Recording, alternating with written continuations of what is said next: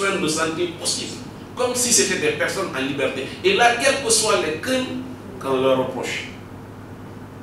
Donc, si nous saisissons la Cour de justice de la CEDEAO, c'est pour faire constater cette violation des droits de l'homme. En ce qui concerne la sortie du procureur, ce qui nous gêne le plus, c'est le fait que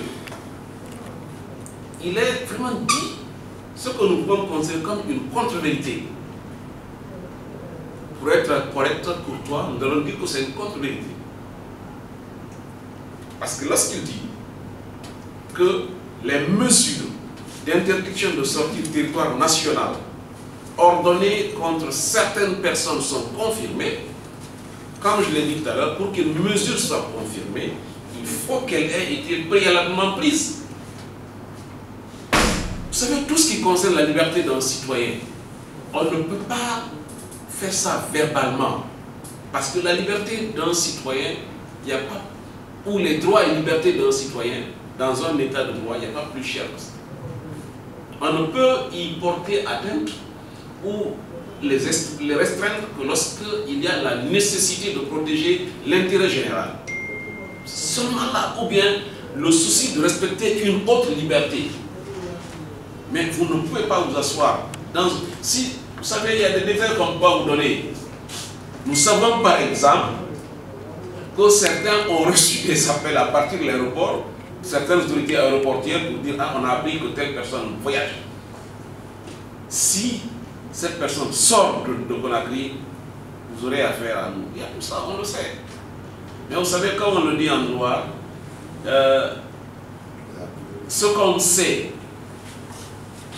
est moins important que ce qu'on peut prouver.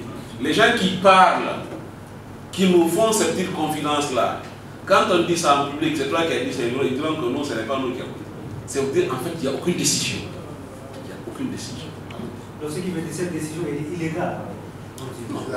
Non, en fait, ce n'est même pas une question d'illégalité. En droit, il y a une notion aussi qu'on appelle l'inexistence. Elle n'existe même pas. Elle n'existe pas. C'est un peu ce qui est choquant. Mais moi je me dis, au-delà quand même d'être un magistrat, au-delà d'être un juriste, au-delà d'être un avocat, nous sommes tous au moins pratiquants d'une religion.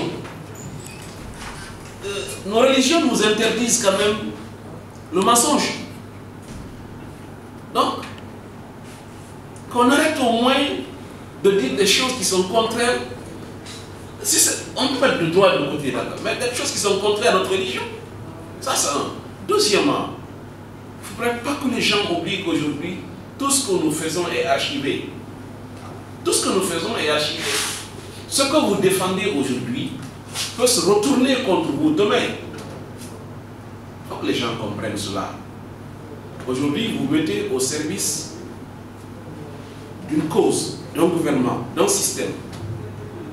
Le jour où le système-là ne sera pas là, qu'est-ce que vous allez faire? Et ce qui est extraordinaire dans le cas de la justice guinéenne, je l'ai souvent dit, il y a à peu près 10 années, lorsque l'actuel président de la République avait maille à partir avec la même justice, ce sont les mêmes critiques qu'il formulait vis-à-vis de la même justice. Manque d'indépendance, parodie de justice, ainsi de suite. 10 années après, ou plus, si on en est là encore, c'est que toutes les réformes entreprises pour la qualification de la justice n'ont pas porté fruit.